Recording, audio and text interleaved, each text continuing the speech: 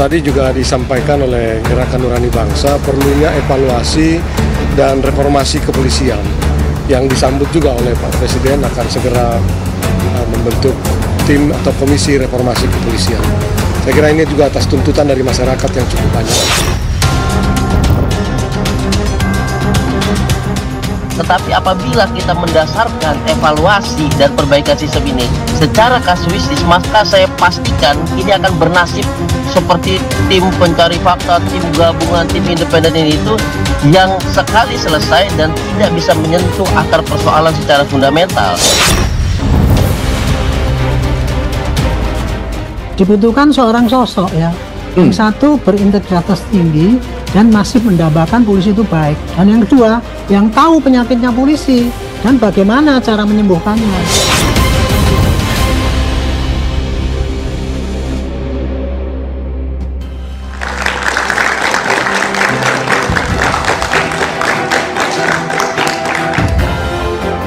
Selamat malam.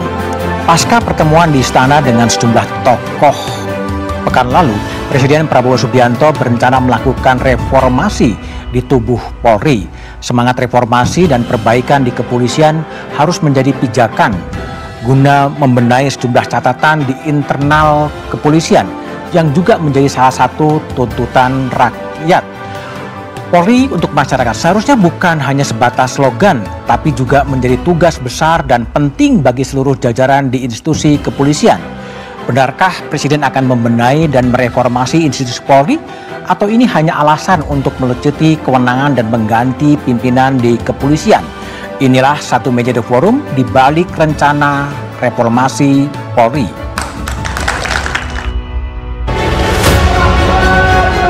Desakan reformasi Polri menggema kembali pasca sejumlah kasus kekerasan yang dilakukan polisi saat menangani aksi demonstrasi. Polri dianggap berlebihan saat melakukan pengamanan aksi unjuk rasa akhir Agustus lalu. Usai bertemu Gerakan Nurani Bangsa, Presiden Prabowo Subianto berjanji akan membentuk tim atau komisi guna melakukan reformasi Polri. Tadi juga disampaikan oleh Gerakan Nurani Bangsa perlunya evaluasi dan reformasi kepolisian yang disambut juga oleh Pak Presiden akan segera membentuk tim atau komisi reformasi kepolisian. Saya kira ini juga atas tuntutan dari masyarakat yang cukup banyak. Menteri Koordinator Bidang Hukum, HAM, Imigrasi, dan Pemasyarakatan, Yusril Iza Mahendra menyebut Presiden Prabowo Subianto sedang menyiapkan kepres terkait pembentukan Komisi Reformasi Polri yang bertugas merumuskan gagasan perubahan di tubuh kepolisian. Tapi komisi yang dibentuk oleh Pak Presiden itu mungkin akan lebih jauh daripada Kompolnas. Dan tugas daripada komisi ini betul-betul melakukan reformasi, artinya pengkajian ulang terhadap kedudukan, ruang lingkup, tugas dan kewenangan dari kepolisian negara kita. Kalau itu memang sudah disiapkan kepresnya dan mungkin akan segera dilantik sehari dua hari ini, dan kita lihatlah dalam kepresnya nanti berapa lama dia diberikan tugas untuk menyelesaikan rumusan-rumusan tentang reformasi yang harus disampaikan kepada Pak Presiden itu. Anggota Komisi 3 DPR RI, Nasir Jamil menyerahkan reformasi Polri ke pemerintah. DPR menunggu langkah-langkah pemerintah guna mereformasi institusi ini. Tapi sepengetahuan kami, sejak Kapolri dijabat oleh Pak Sutanto hingga hari ini, reformasi itu sudah berlangsung dan juga masih sedang berlangsung. Jadi soal reformasi itu kita tunggu saja ya, bagaimana pemerintah mensiasati dan kemudian menindaklanjuti apa yang disampaikan oleh masyarakat, mahasiswa, dan tokoh-tokoh agama serta tokoh-tokoh masyarakat lainnya. Pengamat kepolisian Bambang Rukminto mengingatkan, reformasi Polri harus mencakup perubahan struktur yang mendasar. Tanpa ada perubahan struktur yang mendasar, problem di kepolisian terkait reformasi yang diharapkan masyarakat ini tidak akan pernah tercapai dan masalahnya akan terulang terus-menerus kalau tidak pucuk pimpinan dari kepolisian itu memiliki visi negarawan, bisa berkolaborasi dengan presiden yang memiliki visi negarawan. Polri ini hanya sekedar menjadi alat kepentingan kekuasaan atau kepentingan-kepentingan di luar kewenangan yang sudah diberikan negara sesuai dengan amanat reformasi 98. Reformasi di kepolisian selama ini memang sudah berjalan. Namun, pembenahan ini dinilai belum menyeluruh, sehingga masih sering terjadi masalah di institusi ini. Rentetan kasus pelanggaran yang melibatkan anggota kepolisian memang harus menjadi catatan guna membenahi institusi kepolisian. Namun, reformasi Polri harus tetap mengedepankan supremasi sipil dan tidak dilakukan secara serampangan. Tidak hanya sekedar menggeser kewenangan dan anggaran, apalagi sekedar alasan untuk merombak jajaran pimpinan.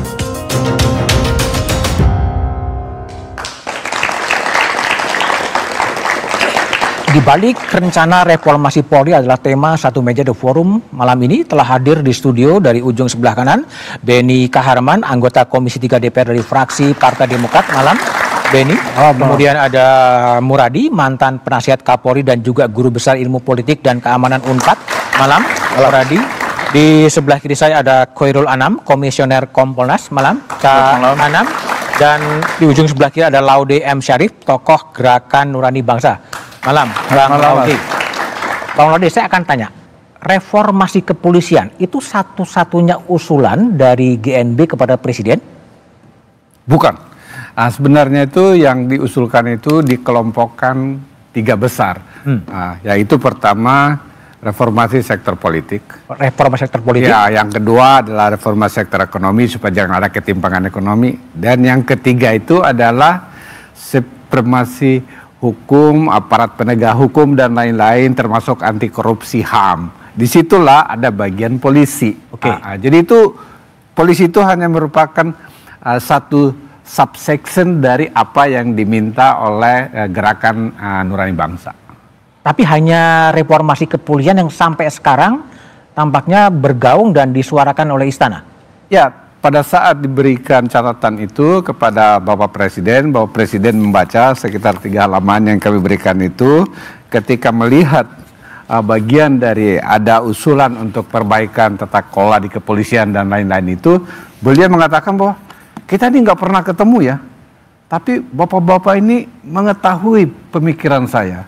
Itu kami sudah siapkan sebenarnya, kepresnya. Dia bilang begitu, jadi kami juga kaget.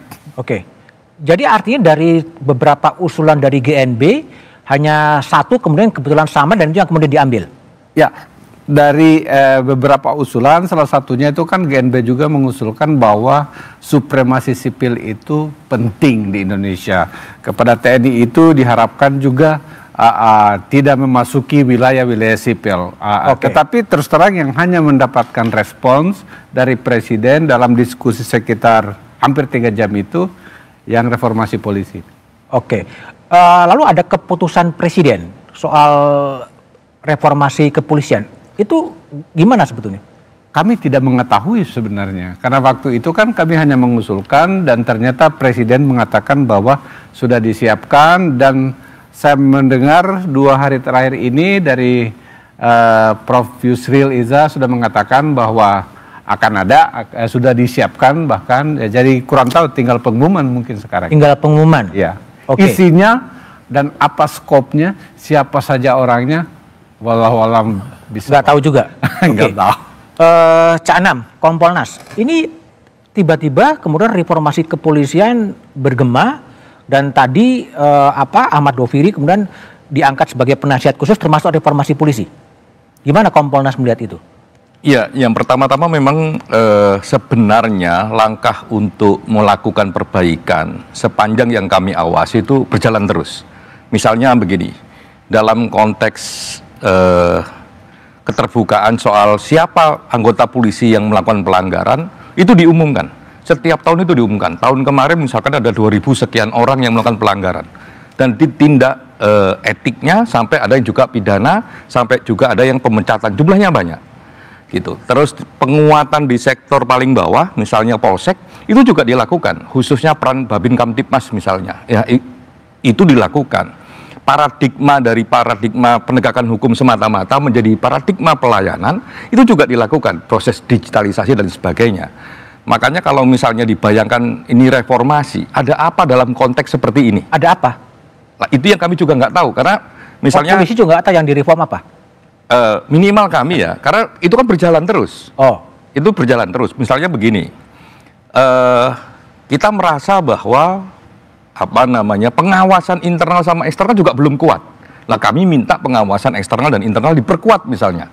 Nah, itu sedang digodok. Atau misalnya penggunaan senjata. Kemarin Januari kemarin ada polisi nembak polisi misalnya. Itu kita minta SOP-nya dirubah. Terus ada diskursus, bahkan ada soal penelitian pakai lethal weapon. Ya, dari senjata yang mematikan menjadi senjata yang melumpuhkan, lebih humanis. Diskursus soal bahwa bagaimana tindakan represif dan eksesif dari kepolisian dikurangi, saat ini sedang digodok misalnya. Bagaimana misalnya paling sederhana, polisi menggunakan body cam misalnya. Lah, cuman memang antara penggunaan body cam sama politik anggarannya belum match gitu. Oke. Nah, jadi kami juga heran apa yang mau direformasi gitu. Oh, jadi nggak perlu ya. Oke, baik. Benny, anggota Komisi 3 DPR. Gimana Komisi 3 DPR melihat respon Presiden membentuk reformasi kepolisian?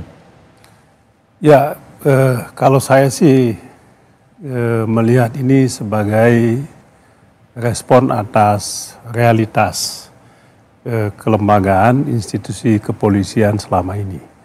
Harus memang diakui bahwa reformasi kepolisian sejak 98 itu hanya menyentuh aspek struktural ya. Struktural. Memisahkan institusi kepolisian dari institusi tentara. Jadi ini struktural. Yang lemahnya itu adalah kultural ini. Apa akibatnya kultural? Ya, satu tadi disinggung sedikit soal akuntabilitas. Akuntabilitas kerja polisi ini tidak jelas, ya. Kemudian juga politisasi. Bagaimanapun juga suka atau tidak suka, politisasi terhadap anggota Polri ini masih sangat menonjol selama ini. Kemudian yang ketiga, praktek mau sekolah, mau naik pangkat, promosi jabatan, ini kan duit semua. Duit? Sekarang mau sekolah bintara aja, apalagi Akpol itu duit, dan duitnya tidak sedikit, tidak kecil ya. Belum lagi fakta banyak anggota polisi yang backing illegal mining dan sebagainya. Jadi dari aspek ini saya sangat mendukung ya apa yang disampaikan oleh Presiden Prabowo, yaitu mereformasi institusi kepolisian itu, tetapi lebih pada aspek kulturalnya, reformasi ke dalam. Nah, pertanyaan kita adalah, apakah Bapak Presiden punya kemauan yang sungguh-sungguh untuk melakukan ini? Anda agak ragu. Apakah punya keberanian atau tidak? Mengapa? Ini bukan cerita hari ini. Reformasi ini kan sejak tahun 98. Mulai 98 sampai saat ini, itu yang tadi saya katakan, bahwa kita berhenti di reformasi struktural tadi. Tapi kulturalnya ini kita boleh dibilang gagal. Harus ada pengakuan bahwa memang kita gagal di aspek ini. Dan itulah usulan kalau ada niat sungguh-sungguh Presiden Prabowo harus menyentuh reformasi pada tataran ini. Dan tentu jangan hanya kesalahan polisi, Pak. Ini tanggung jawabnya bukan polisi. Kami juga mungkin sebagai lembaga DPR juga perlu direformasi. Ya, perlu juga kita direformasi. Kegagalan kami untuk apa? Melakukan kontrol politik terhadap institusi ini juga. Ini juga menjadi bagian. Jadi tidak bisa kita mengkambing hitamkan, menyalahkan institusi kepolisian juga. Ya kami juga mungkin ikut bersalah. Nah, oleh sebab itu menurut saya apa yang disampaikan oleh Bapak Presiden ini harus menjadi agenda bangsa ini. Kalau memang kita mau, kita ingin serius, sungguh-sungguh dan menjadikan institusi kepolisian sebagai simbol negara demokrasi. Baik. Saja. Muradi, jadi gimana kalau tadi respon dari Benny memang ada problem di kultural, tapi bukan hanya polisi juga, DPR juga bermasalah menurut Anda? Ya, kalau kita sudah menggunakan instrumen non organik, maka ada dua pertanyaan yang saya kira perlu kita jawab. Pertama, apakah instrumen organiknya efektif berjalan? Yang kedua, apakah kemudian pengawasan dalam ini kendali presiden itu tidak dalam posisi yang pas? Nah, kalau dua ini kita amini, maka yang disampaikan Bang Laude saya kira kita amini bersama bahwa memang ada problem di internal kepolisian, di institusi kepolisian. Itu poin pertama. Nah, yang kedua, kalaupun misalnya kita ingin mengatakan bahwa terminologi reformasi Polri itu saya kira kurang pas ya, karena memang dinamikanya tadi Cak Anam sudah sampaikan tahapannya memang agak keras, karena memang bahwa masih ada handicap, masih ada macam-macam ada. Tapi prosesnya mereka paling nggak gini, pengalaman hampir 20 tahun ngajar di institusi kepolisian ya, itu yang saya temui dari makin sini makin bagus personilnya, perbedaan sebagainya. Tapi tadi situasi ini kemudian kan kalau nggak mungkin ada api ya, nggak ada yang kemudian muncul ketika kemudian tidak ada situasi yang kemudian mengarah ke sana. Jadi kalau dikatakan bahwa perlu ada atau tidak, saya merasa bahwa ini sudah on the track. Nah, tinggal apakah kemudian teman-teman Nurani GNB dan yang lain juga butuh. Nah, kalau butuh, saya cenderung Mas bukan bikin lembaga baru atau bikin tim baru, tapi ya kuatkan Kompolnas. Kompolnas misalnya hari ini hanya feeding saja ke presiden.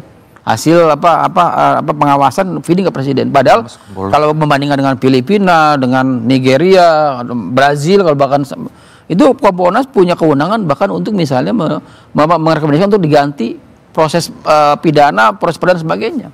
Yang saya kira itu yang kemudian teman-teman apalagi misalnya 5 orang nih ya, Cak Anam dan kawan itu 5 orang Mas. Ini Bapak pengamatan saya, hanya 1 orang yang kemudian yang bukan backgroundnya aktivis. Ya, 3 orang aktivis plusnya dosen pun saya kenal baik, ini juga 2 aktivis. Jadi memang artinya GNB bisa melalui mereka ini sebenarnya. Nah, pertanyaannya adalah seberapa efektif Kompolnas hari ini? Seberapa efektif itu pertanyaannya ya.